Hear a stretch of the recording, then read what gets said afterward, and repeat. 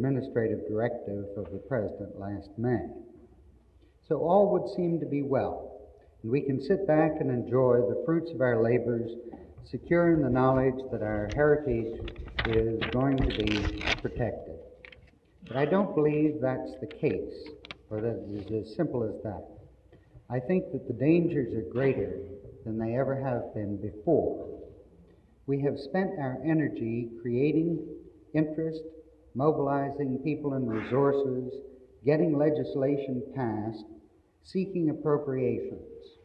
We have not asked why we are doing it, what the purpose of it all is, what precisely we should be doing. We have not asked whether our preservation activities make sense.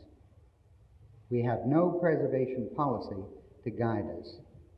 As our efforts increase and become greater and greater, they are more than ever in danger of seeming, and perhaps being, mindless. The enemies of preservation have claimed that they always were mindless. When the effort was small and poor, it didn't matter much what they said. We didn't have anything to lose. Now, we truly endanger the future of preservation unless we can develop a reply, and a really satisfactory one. I think the most promising route is to take a social science approach to the subject. The social sciences have developed ways of scrutinizing human behavior and similar phenomena to determine its structure and to identify its purpose. If we can learn to understand the behavior, we can establish its objectives and know better how to pursue our goals. We can design our efforts purposefully. This is the whole point to social science inquiry. I want to explore with you the ways in which we might seek a strategy for historic preservation that will have relevance to our changing society today. Let's consider preservation as a form of human behavior. There's no culture that hasn't actively preserved something. Preservation is a universal phenomenon which fulfills a pervasive need. Preservation activities are recorded on the part of the earliest societies about which we have information. For example, Sir Leonard Woolley's document historic preservation that will have relevance to our changing society today. Let's consider preservation as a form of human behavior. There's no culture that hasn't actively preserved something. Preservation is a universal phenomenon which fulfills a pervasive need. Preservation activities are recorded on the part of the earliest societies about which we have information. For example, Sir Leonard Woolley's documentation of the preservation efforts of the Babylonian king Kuri-Galzu in the city of Ur in 1400 BC. This was an urban renewal preservation project. This preservation activity, which has been going on for 3 millennia in cultures all over the world, fulfills a need as deep, basic, and fundamental as it is endemic. Even if the instinct to preserve did not pervade human behavior, the survival of objects would be a fact of life. It's clearly impossible to obliterate all traces of the past, no matter how hard we try. We can't eradicate all the evidence of all previous generations. The question is not so much whether to preserve and control, but what to preserve and control. Things will be saved. That is absolutely certain. The question is whether or not they're the right things. Choosing the lesser rather than the greater good is a disturbing proclivity to which we're all subject. Legends about unfortunates who save glass beads and discard and control, but what to preserve and control. Things will be saved. That is absolutely certain. The question is whether or not they're the right things. Choosing the lesser rather than the greater good is a disturbing proclivity to which we're all subject. Legends about unfortunates who saved glass beads and discarded precious gems are an indelible part of folk tradition. We constantly look at our closets and wonder why we ever saved the particular things that we see there. And at the same time, we're continually finding ourselves in desperate need of something we threw away last week after saving it for several years. The universality of the tendency to save or discard the wrong items accounts in part for the extensive literature on the subject of value. If we knew whether the bead or the gem were of greater value at the moment we discard it, we would feel secure and trust in our reason to make the proper choice. But the trouble is we don't know. We're haunted by the potential consequences of our ignorance. What in our environment represents a priceless cultural heritage, and what simply is the debris of past civilizations? We have no certain knowledge and very little enlightened opinion. This is one of the things that makes the formulation of a preservation strategy so difficult. If we knew, there would be little difficulty among rational men.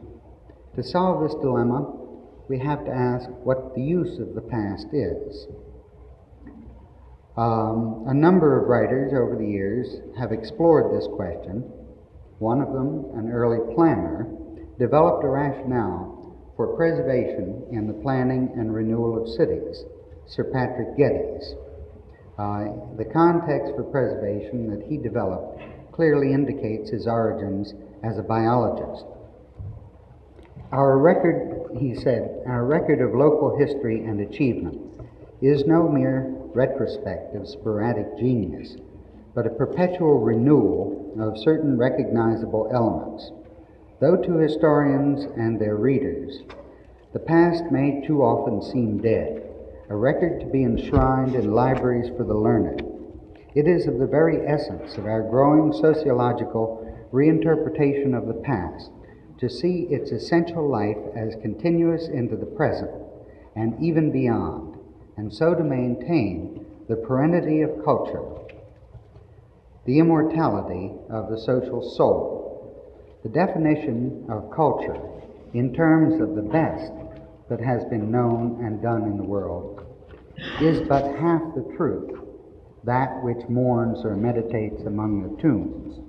The highest meaning of culture is also near its primitive sense, which finds in the past not only fruit but seed, and so prepares for a coming spring, a future harvest.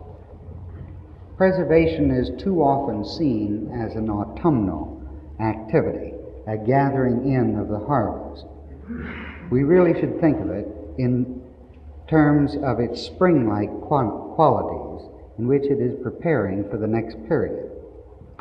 How elements of the past can function in this way is a very important question, especially if we are to be able to establish our credibility in the current troubled time.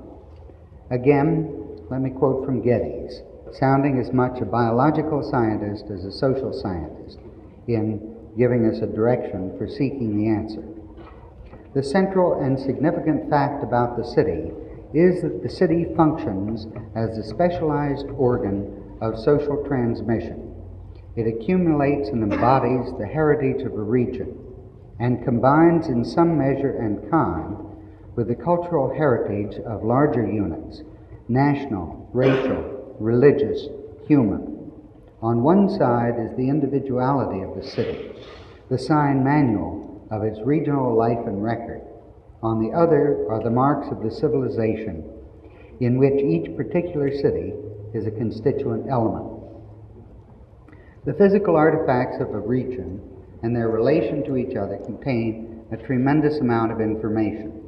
They store for future reference large quantities of accumulated knowledge and understanding that man has developed about himself and his relationships to other men and to his physical environment, and the specific environment in which the situation occurs. Some of this information is detailed and specific, as in the case of technological objects. Other is more general and relates to social or cultural phenomena. By reference to it, knowledge can accumulate and advance. By systematic and efficient use of this information, we can increase our understanding of ourselves and the world about us. Being eager to learn, we enjoy studying these objects for the information they contain. Lewis Mumford was one of Getty's followers in the United States, and he furthered some of these concepts and restated them in his own words. In one very famous passage that inspired a generation of planners, Mumford said, "Cities are a product of time. They are molds in which men's lifetimes have cooled and congealed, giving lasting shape by way of art to monuments that would otherwise vanish with the living and leave no means of renewal or wider participation behind them. In the city, time becomes visible, buildings and monuments and public ways, more open than the written record, more subject to the gaze of many men than the scattered artifacts of the countryside, leave an imprint upon the minds even of the ignorant or the indifferent. Through the material fact of preservation, time challenges time. Time clashes with time. Habits and values carry over beyond the living group, streaking with different strata of time the character of any single generation. These are the reasons we love cities and find them interesting. These are the reasons we love museums and historic objects. We're avid to learn and to acquire the information that will lead to further knowledge and deeper understanding, so that we can act in the future with greater certainty and sureness than we act today. The historical city is as a great library in which we can browse or study with intensity or with preoccupation, as need, inclination, and opportunity indicate. When we speak of amenity, in large part, it's this aspect of the environment to which we refer. Much of the pleasure we derive from our surroundings comes from this source. The use of environment as a source of information provides the elements of the urban aesthetic that John Ely Burchard, former dean at MIT, pointed out. He said, "Cities have history, at least great cities do, and historical spots have their own aesthetic. Some cities, like Helsinki, bear the formidable memories of many different occupations in architectural forms which have not been destroyed. Some, like Athens and Rome, wear their proudest jewels in their magnificent ruins. Some, like Paris or London, offer a wide canvas of undisturbed historical development. For many, the historical aesthetic may be mainly an aesthetic of the memory, the door through which the assassins sought to reach a Henry of Navarre, the ancient site of a wilderness fort, such as Duquesne or Dearborn, the pavement, long since replaced, on which a Crispus Attucks fell. Often the memory is served only by a plaque, but even such tremulous whispers from the past will cause the sensitive to prickle. It's indeed important for our self-knowledge in the present to know from whence we have come, what series of events has brought us to who and where we are today. We must not think of the elements that provide this knowledge only in terms of mementos or keepsakes of the great achievements of those that have gone before, but rather as harbingers of what is to come, as points of reference in the continuum of social time. We need to know where we're going. We need to know where there is to go. In my studies, I've observed that the desire to preserve is not constant through time. There's a great deal more preservation activity in some decades than in others. Some decades there's hardly anything happening at all, and then the decade will come along in which there's just a tremendous burst of activity all over the place. The periods in which preservation activity is strongest and most active seem to me to be those of greatest social change. We seem to need reference then most desperately. Nations, societies, ethnic groups become most conscious of their cultures and their traditions when they start to change and evolutions in those cultures begin to occur. It is in times like the present that we realize how very little we know about the evolution of society and about the patterns of the process of social change. We realize that we have not used history wisely, and we turn to the past to seek clues to our present problems. But what are the elements in our environment that are most potent in supplying these needs? Are we controlling and preserving the most important things? I think not. We give too much attention to some kinds of elements and entirely too little to others. The sporadic works of genius are too strongly espoused by many of us, and they become enigmatic, ununderstandable, and misinterpreted because we've lost all evidence of the environmental matrix of the lifestyle and culture that produced them.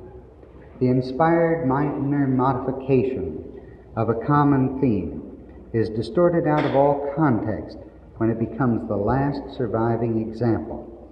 We must broaden our scope. We must become more all-encompassing. We have traditionally recognized buildings as important objects for preservation, but in many instances, through our preservation efforts, we are supplying completely false information.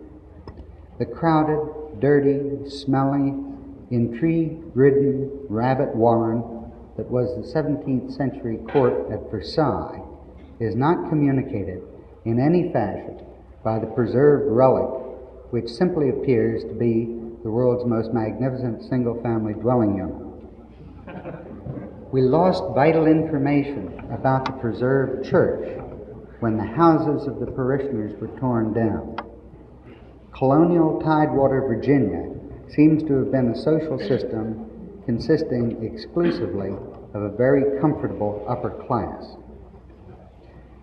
We have started now to look at our townscapes. We've assembled streets and villages that never existed, but which are typical or plausible. In some instances, and in others, we've taken great pains to preserve existing urban fabric. This is a step in the right direction. Streets, neighborhoods, towns have survived and received attention. Some of these are isolated, and others are in the midst of major urban centers. They convey much useful information. But are we preserving all, or exactly what we should? Are we editing history too viciously? Some of our preserved towns often seem more like romantic historical novels than like the original primary source material of a work of history. For the most part, there have been residential and public biases in our preservation efforts. The homes in which leading figures in the community or public heroes have spent even a small portion of their lives have received much of our attention. The ways in which people earned their livelihoods, sustained themselves, and built the country have too often been ignored. Forts which never fired a shot are carefully maintained, while mills and factories that played crucial roles in the development of a great city or a region have long since vanished.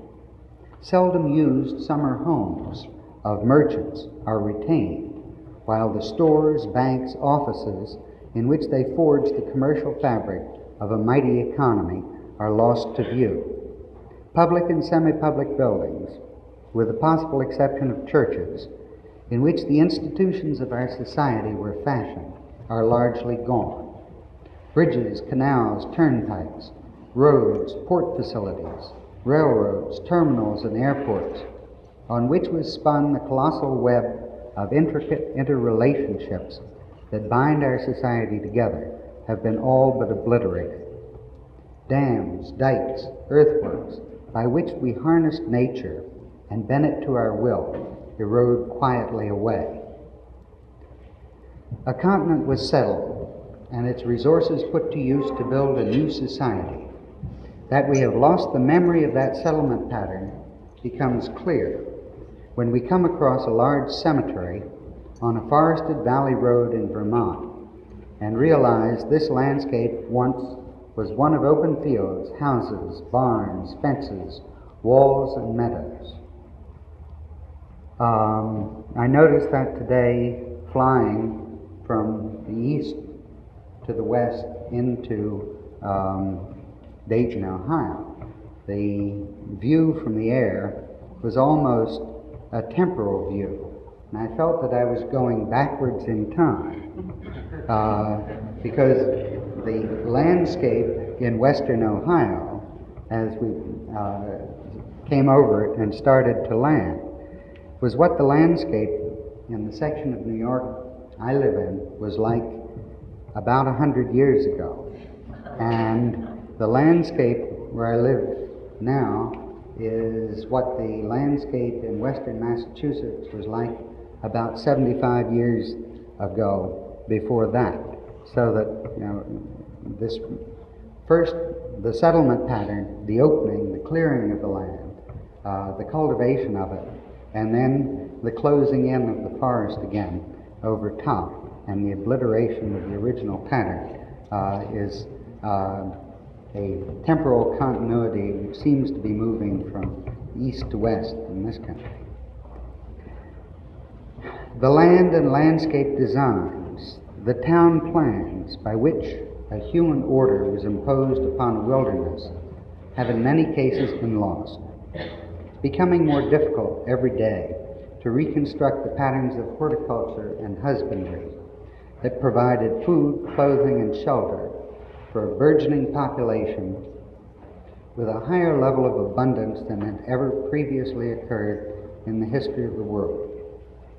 There is something slightly perverse in the fact that a nation whose major contribution to Western culture was in the development of opportunities for higher levels of production on the part of ordinary men has chosen to document its past largely by preserving relics of the consumption patterns of its elite. That a social experiment which provided unprecedented equality of opportunity for common men chooses to remember only the most uncommon. We must take a fresh look at the kinds of things we select to protect and retain. The record of the industry of previous generations may yield more important information for our future than memorials of their leisure. Within this context, how do we formulate a strategy for preservation? In the past, preservation has been dominated by the connoisseur. It has been a form of connoisseurship in which the environment has been surveyed for the unusual, the special, the best, the perfect, the rare, the treasure. But all these objects have two aspects. One as a physical artifact, and two as a symbol. The symbolic aspect of the artifact has not received enough attention. And I think that this is the thing that we have to direct our attention to in the next period. What are the alternatives for developing a strategy that are available to us? Well, the situation we're dealing with is one in which there are a large number of objects existing in the environment at the present time. We can retain only a few of them, and somehow or other we have to select a small number to preserve. One approach, one alternative, is what I'll call a haphazard strategy. That is, if you do nothing. If you do nothing at all, not everything will vanish. You can't get rid of everything. And sometime in the far distant future, there will be things left around from the first period. What things there'll be, no one can guess at this stage. They're things that are saved more or less by accident. Much of our preservation activity in the past has been directed by this kind of strategy. A second alternative strategy is to cull the best from the environment.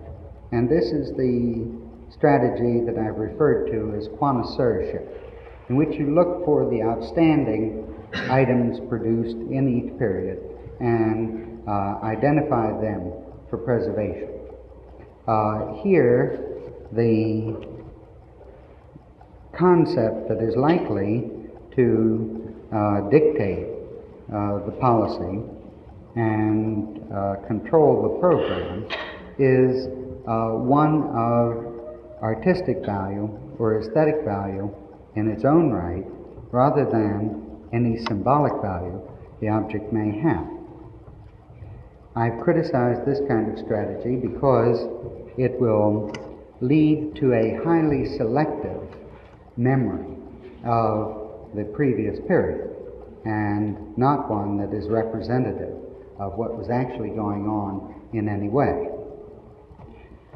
Well, the third strategy would seem to be all that's left, a random selection of objects to be preserved into the next period, in which one simply designates by some random number generator objects in the environment that are going to receive consideration in the next period.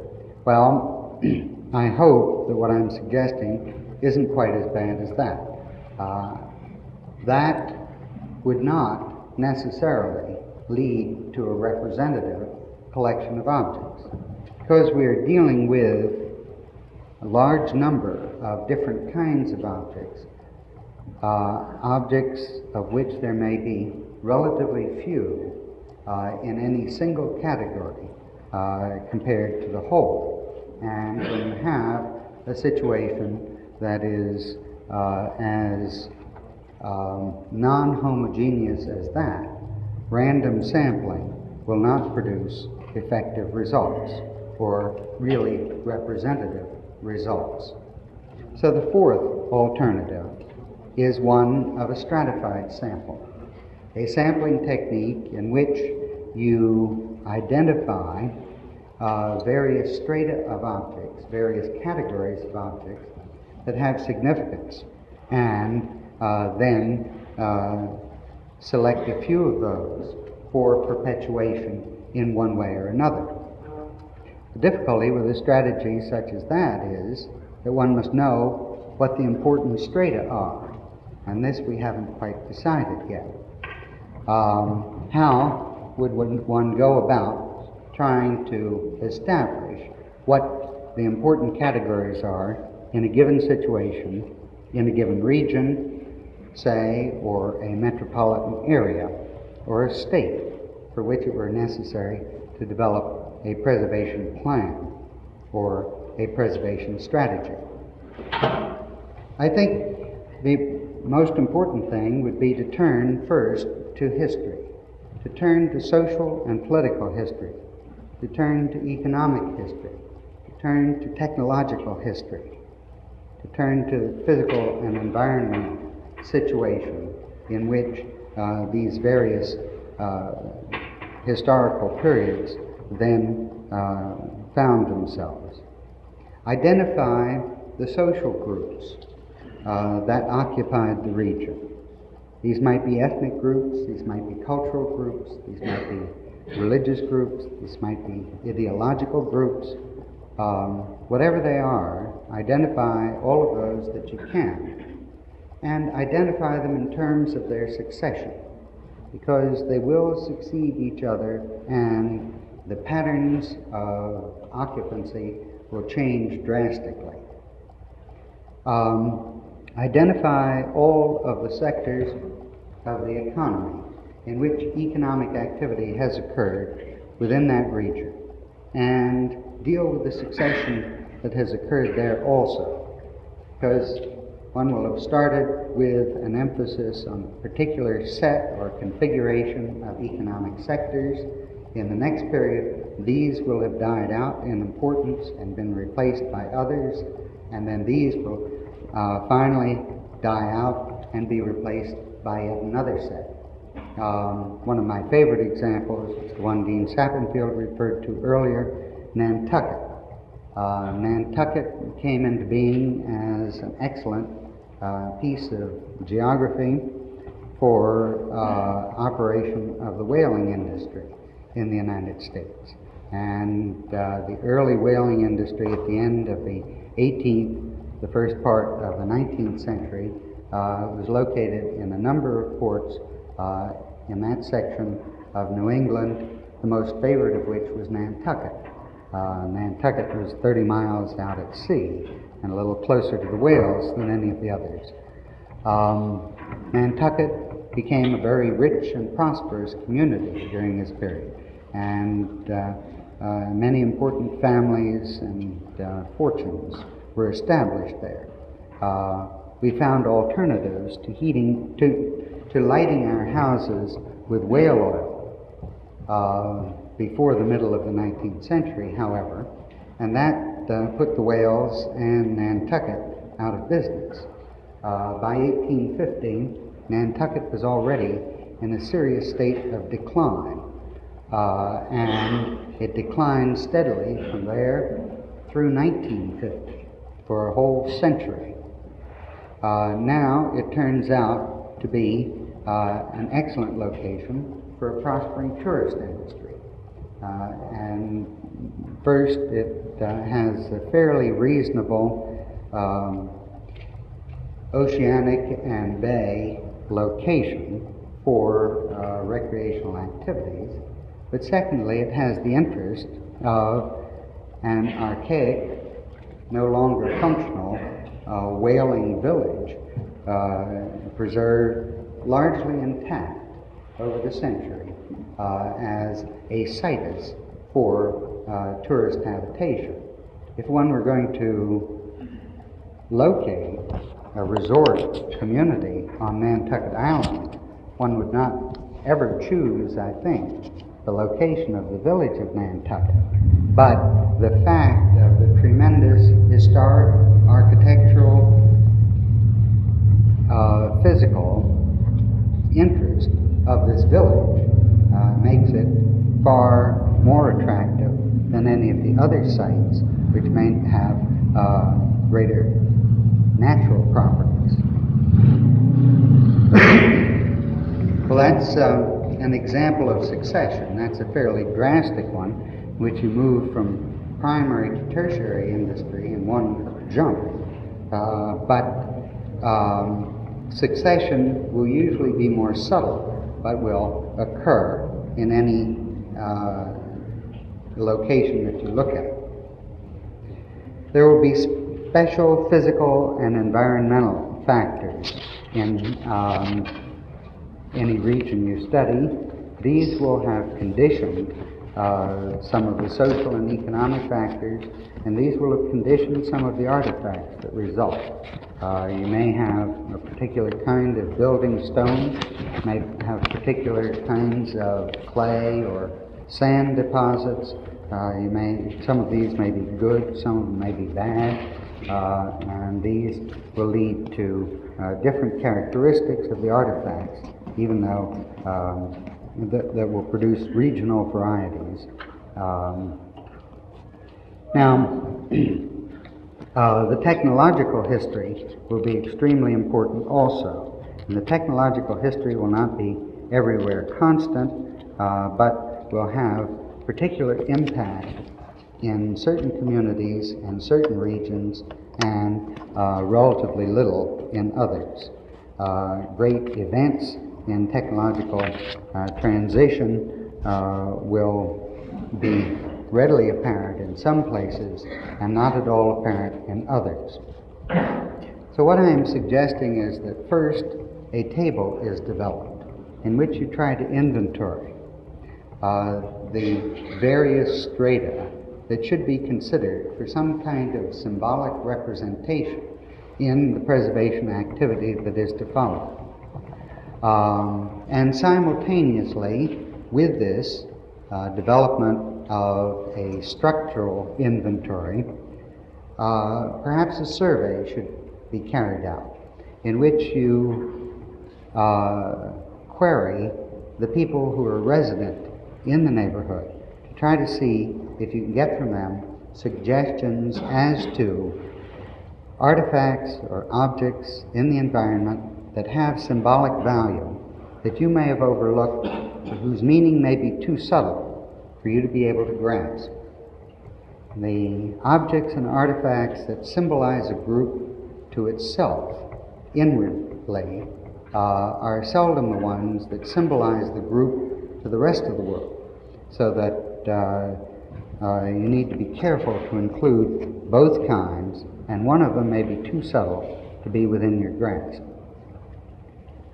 Simultaneously, also, I would suggest a physical sampling of the environment, of the artifacts in the environment, to try to pick up things that might be lost in other records. There may be things of important symbolic value that nobody remaining in the community remembers or knows anything about, and that may be lost in the written records. And yet you can trace the existence of important events, important groups, important movements through the remainder of these physical artifacts. This is sort of the approach of physical archaeology, in which it is essentially just about the only tool that's available. Well, this is the kind of approach that I would suggest in developing a strategy for preservation. It implies a policy. Policy is a symbolic representation of the past and as a basis for preservation activity in the present. For the first time, we are seeing the beginnings of activity of this kind at the federal level. The National Park Service has finally come up with a policy for its activities with respect to National Historic Sites and National Historic Landmarks. It's a rather large volume in which it tries to organize its activity, its memorialization activity, according to major themes, sub-themes, major facets, and a couple of other subcategories which escape me at the moment. The themes are such things as the original inhabitants, European exploration and settlement, development of the English colonies, 1700 to 1775, major American wars, political and military activities, westward expansion, 1763 to 1898, America at work, and architecture is one of the categories under America at work. The contemplative society, society and social conscience, and that is a vast grab bag which includes all sorts of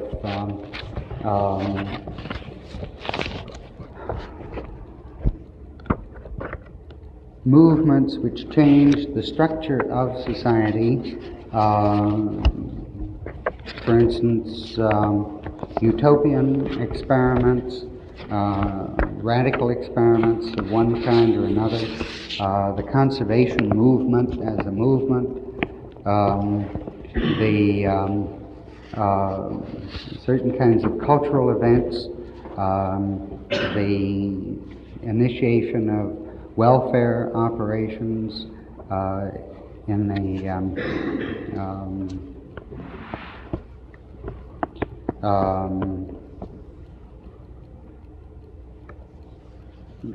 great cities of the eastern seaboard, the women's rights movements, all the way down to the such things as the founders of the Girl Scouts and the Boy Scouts, which are duly memorialized in this fashion. Now, then they take, and having developed this set of themes and sub-themes, they classify the landmarks that have more or less haphazardly been identified and the historic sites that have been identified in similar fashion. And then they see that certain things are covered reasonably well, but certain other kinds of things are not. And these represent gaps in the program and things that must be dealt with in the next period in trying to fill these gaps. But so belatedly, this is coming about. This is coming about only in terms of the landmarks operation. This has nothing to do with preservation or the preservation activities of the Park Service or the stimuli activities that it carries out to states and local areas. And this obviously needs to be extended. I think it also needs to be expanded in its concept. And I think it needs to be integrated with other kinds of preservation activities that are being carried on at the present time. And then I'm a little concerned about the approach that is taken to some of the social symbolic connotations of the things to be identified. For instance, there is a note at the end of the listing of themes and sub-themes that says the history of ethnic and racial groups such as Negroes, Scandinavians, Italians, and the like is treated within the various themes in which they made significant contributions. Well, I think that misses the point of the whole affair completely, because the things that have been identified and the things that have gotten themselves memorialized and the things that lead to the development of the sub-themes is this very symbolic value at the outset. We do not celebrate Columbus Day because Columbus was such an extremely important explorer so far as our own history is concerned. We celebrate Columbus Day because we have a very large Italian population that needs some symbol of its existence. We do not celebrate St. Patrick's Day, I may get in trouble with this, because St. Patrick was such an outstanding religious leader. I don't think any of you can think of any contribution St. Patrick made to religious thought. We memorialize St. Patrick because of the social necessity of a symbol.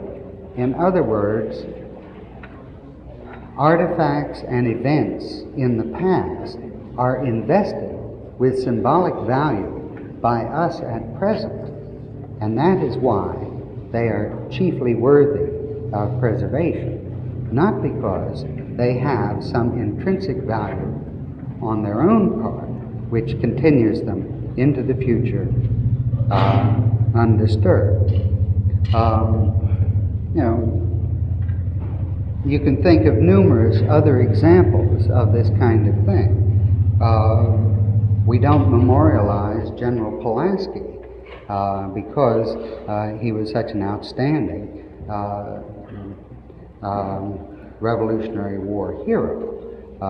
He was a reasonable leader, but he certainly doesn't receive the deferential attention that has been accorded him in this century compared with other leaders of that war. It's because he serves as a symbolic value, and we pull up out of the past artifacts, events, and individuals who serve the symbolic needs that we have at the present time. This is what I mean by preservation fulfilling a social necessity. And Sometimes it needs to give us information that we don't ask for, information that we should carry with us, we may be perhaps a little bit uncomfortable with. But at the same time, it must answer to our needs for the symbolic imperatives of the present time. It is only if preservation is developed in this fashion that it will have a viable future, particularly at the scale at which it exists at the moment. Preservation today is seen too often as being completely irrelevant to the social issues of the time. If not irrelevant, it is seen as negative, in that preservation movements are the excuses that are used to displace central city populations from areas that they have succeeded to, and in order to return them to other uses. If that's all there is to preservation, then it deserves the criticism it gets. But it seems to me there is a great deal more to it. And it seems to me that we have to now, with the expanded activity and resources available to us, find a true rationale for its activity in the present.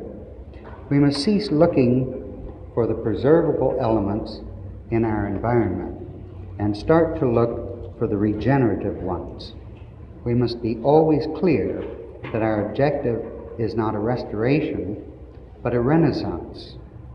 We must start anew to seek elements that do not merely honor the past, but inform the future.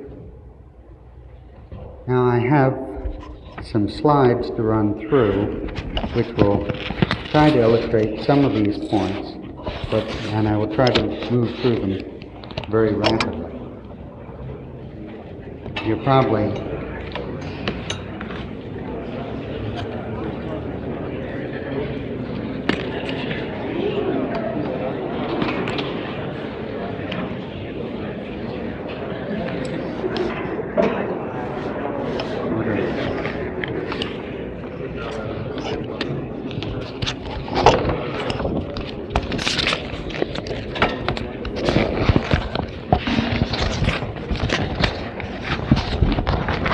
when the subject of historic preservation comes up, it's usually thought of in terms of a succession of items such as this. Extremely important, well-known,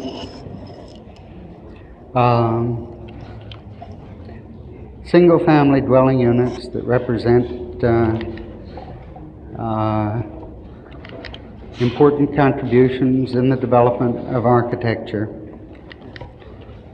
The ones I've chosen are probably pretty familiar to you, and they come from a dozen states or more, and represent a number of different periods and situations, from Maine to Louisiana and the South, to end up with an urban house in Charleston and one in Providence of approximately the same period. But there must be more to the notion of preservation than this kind of connoisseurship. And I would like to identify something that I call an aesthetic imperative, in which, here looking at a sequence of slides concerning the Piazza San Marco, we can see the development of the truly tremendous aesthetic impact of this square as, to some large extent, a product of its continuity, its physical continuity. Here's an aerial view of Piazza San Marco as an early village, sometime before the 8th century. And there is San Theodore in the center, just at the right, of where the present San Marco is located. And there's an open space in the center there. Here in the 9th century, we see the thing formalized somewhat more. They're backwards. Or this one's backwards. San Theodore is here, and the castle that is to become the ducal palace is there. Now we're right. In the 10th century, this plan shows the development of the first basilica of San Marco, and pretty much at the present site. The castle is still there. There's a watchtower over here, and the square is a fairly truncated one. Again, in the 10th century, pretty much the same kind of thing. The Church of San Gimignano is located there now. Now, in the 11th century, the two churches have been collapsed and replaced by a single one. The campanile has been erected. The hospicio has developed, and you start seeing the end of the square, so that the general layout is visible already in the 11th century. And here in the 15th century, San Gimignano has been moved to the end of the square. This complex has been developed. The side of the piazzetta has been developed, and the ducal palace has been created. Again, in the 15th century, here, this set of, I believe they're warehouses, has been filled in. Now, just to review, here's where we started in the 9th century, with a little church of San Theodore, San Gimignano getting added a couple of centuries later. 10th century, the addition of St. Mark's. The 11th century, the development of this complex. By the 15th century, the 13th century, the development of the ducal palace, and filling in the side of the piazzetta, and starting to fill in this section here. Then things really get going, and in the next couple of centuries, this complex is pulled back to the present line. The library goes in, and the logo gets put in place. And San Gimignano stays here until just after 1800, when it is demolished and replaced.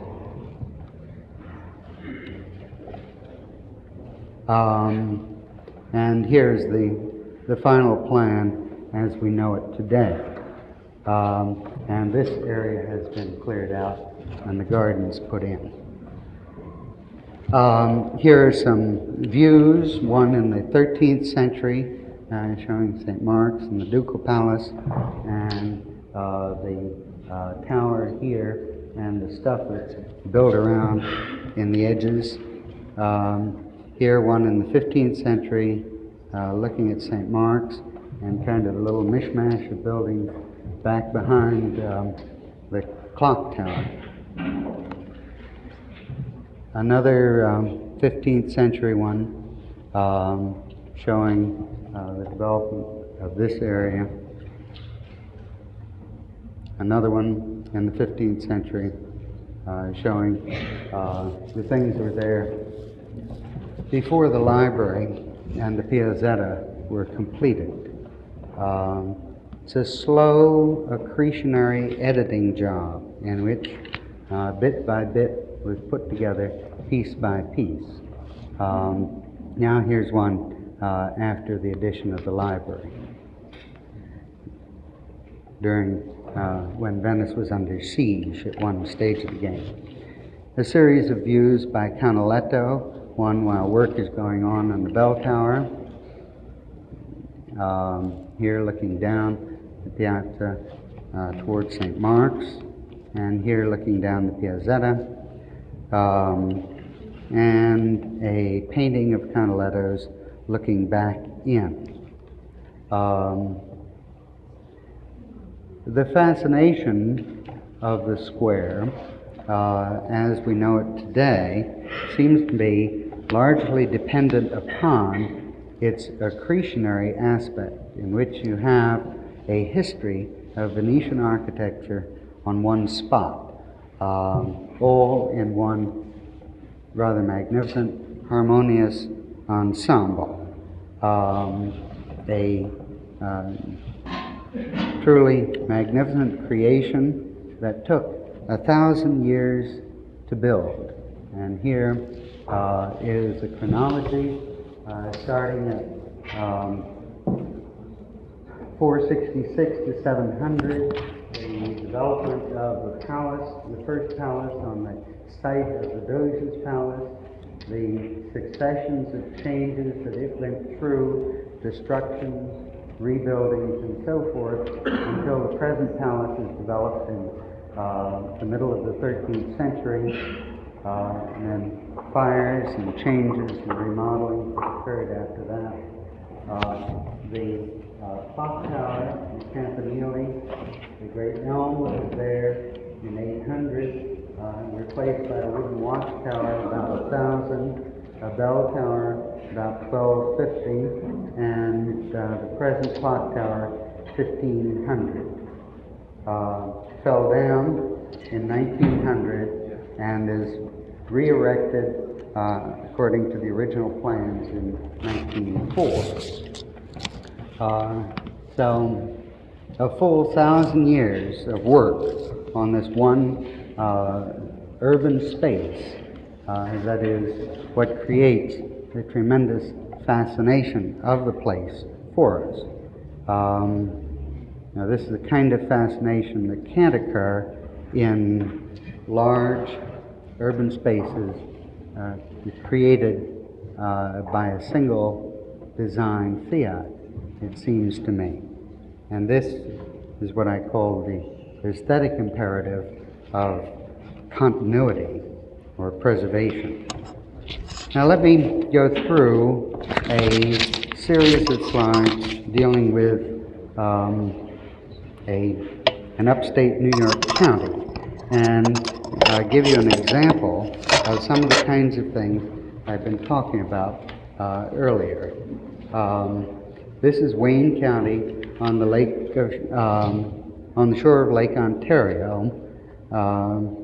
Real estate that looks like this, open countryside, filled in with rolling landscape and a lot of plant material. The early settlers lived in things like this, and then eventually built themselves plank houses, and then when things got really good, established farmsteads such as this. A number of these kinds of things remain today, including this very nice example of a cobblestone house, which is indigenous to the area. These are round cobblestones that are placed in very regular array. Farm buildings of various kinds were built and settled on the countryside. Many of these are disappearing today. Outbuildings of curious kinds, such as this corn crib and this smokehouse. And the farms were worked by steam engines, many of which are still in existence. Great steam tractors that are the size of small diesel locomotives that lumbered along the fields at a mile and a half an hour, or some tremendous speed such as that, but with fantastic power. And noisy, smoky machines of wondrous nature. And then industry came. The industry associated primarily with the agricultural activities, some of it making agricultural implements, building mills, canneries, food processing plants of various kinds, mills, storage bins, and things that turned the agricultural products into more useful commodities. These people went to churches when they were fortunate, handsome ones, such as these that represented the gleanings off the top of the agricultural incomes, more customarily ones like this. Retail activities, there were the corner drugstore at a crossroads intersection. This is a very curious, quite ancient building. It has a very nifty tin awning on it, and notice these oeil de boeuf windows with little eyebrows over them. The second floor is all one room, and this is what the interior looks like. It was the stage and the ballroom, and this is where swinging times were had on Saturday night. If you were really lucky, you got beyond the crossroads and into the main town, where you could get to the really nice stores.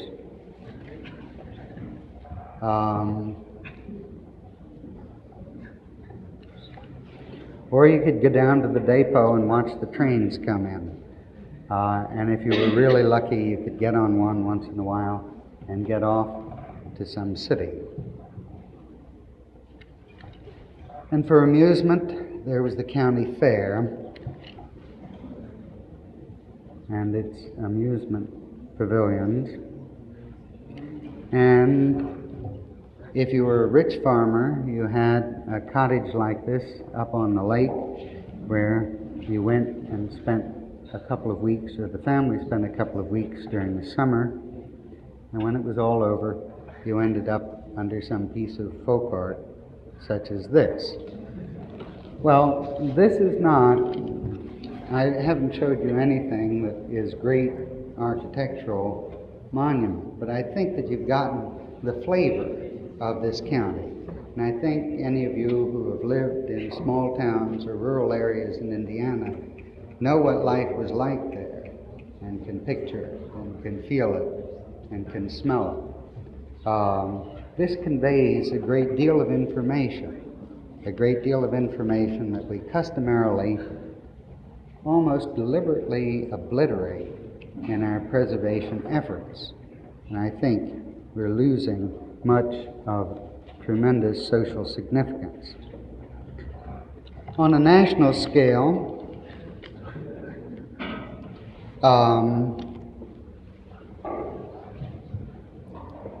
you're already familiar with a great many objects of this kind that can satisfy the kinds of symbolic needs that I'm talking about. But we settled a countryside. We cleared a continent of timber and established farmlands, a pattern of settlement that changed drastically as we moved westward. We put agricultural buildings on these pieces of land to help in the operation of the husbandry process. We founded infant industries to produce primarily at the outset implements needed in agricultural production. This is the ironmaster's house at the iron production village of Saugus, Massachusetts, built in about 1646, and this is the original ironworks. And later we built little mill towns. This is a mill town that produced iron also, Harrisville, that reached the peak of its development in the first half of the 19th century. And then larger mills were built, some of them of structural importance, that imposing buildings that created a landscape of their own, coming down to just before the Second World War, and finally the mammoth industrial installations of the present time. Wholesaling activities, another sector of the economy, as exemplified by Factors Row in Savannah, Georgia, in which the offices of the agents were on the top 2 floors and the warehouses proper were on the bottom 2 floors, leading out right onto the wharves that the boats docked at. Some of these, this one of 1846 is a fantastic piece of vernacular building. Retail activities, this wonderful market of Alexander Paris's of 1825, which has suffered so greatly recently, a humbler variety of the middle of the century.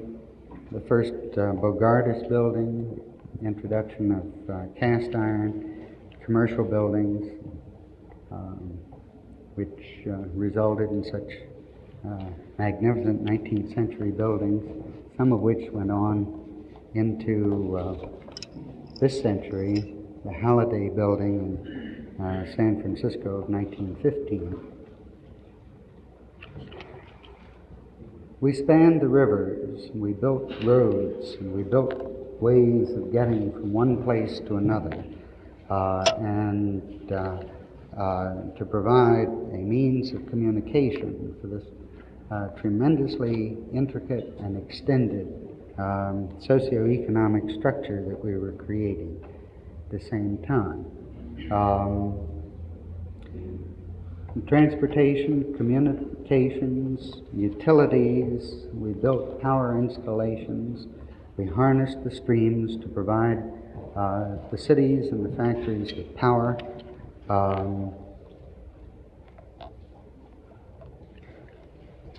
Built generating stations in the cities, finance, insurance, and real estate.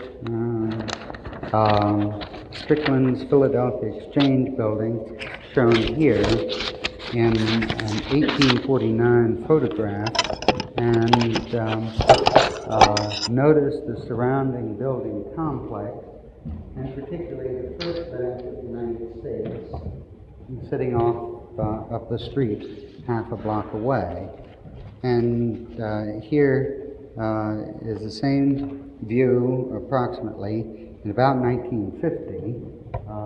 There's pretty much the same complex of buildings surrounding it, including the First Bank.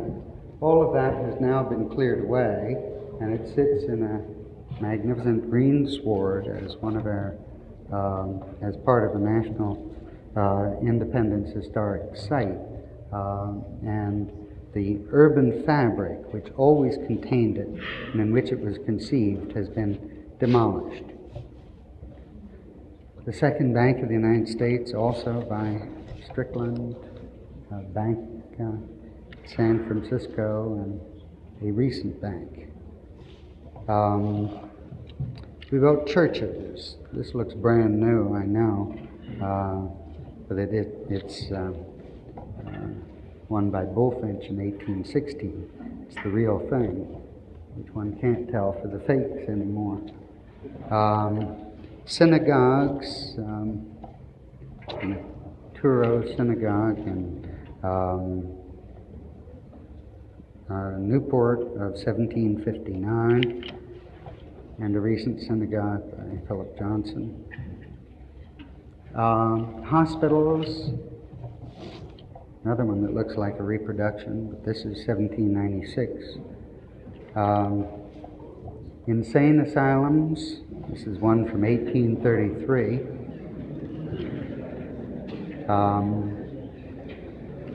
Tuberculosis sanitaria, penitentiaries,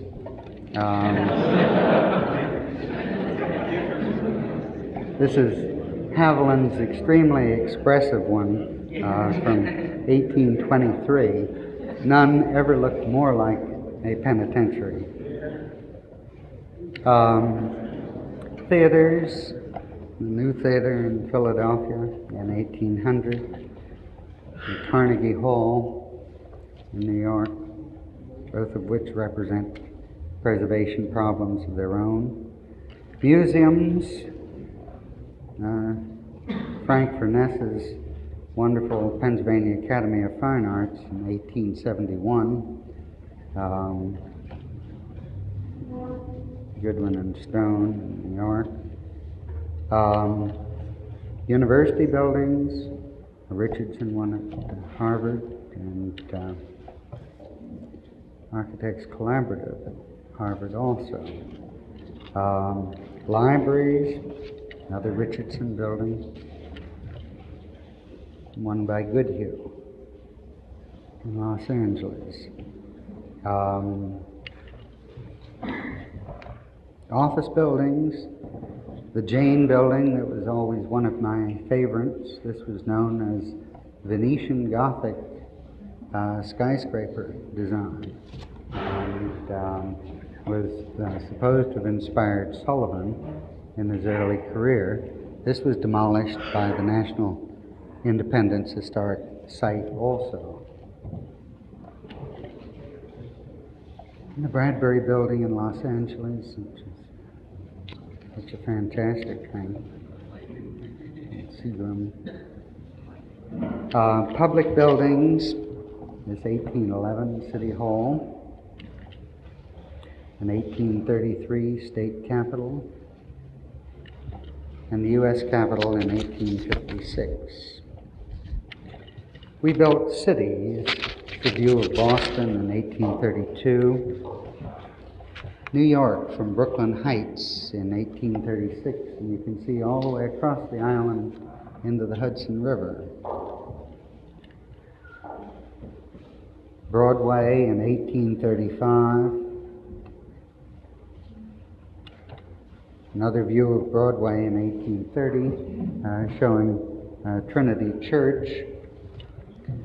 That's the second Trinity Church. Here's a view of Trinity Church from the end of Wall Street in 1821. There's a view of Wall Street with the present Trinity Church in 1850. And there's the same view today. We built cities like nobody has ever built them before. We built utopias. This is Joseph Smith's homestead in Nauvoo, Illinois. And this is the mansion he graduated to shortly thereafter. This is the Taylor House and Print Shop in Nauvoo, and Brigham Young's house. That's what utopia looked like. We engaged in a variety of social experiments, and this was done, and these things were built by people who came over here, as in Steiglitz's wonderful picture of steerage at the beginning of the century. Packed in, crowded in, undergoing any kind of privation to get here, to settle down and get a job and get some property, to go off and fight in wars these Union soldiers. But these were the people who did it. This is an Italian family arriving in Ellis Island in 1905. There's fear, there's apprehension, there's insecurity, there's uncertainty, but there's a tremendous amount of hope and determination in those expressions. And in spite of it all, they're very, very excited about the prospect of what lay ahead of them. And they went out and built the things that we've just looked at. And they participated in the creation of this complex. If historic preservation does not serve the purposes of people of this kind and serve the needs that they have for memories, mementos, evidence, symbols of where it is they've come, the path that they have traversed, and the direction in which they're going, then preservation is not serving the social necessity of the time, and it deserves any neglect that it achieves. Thank you.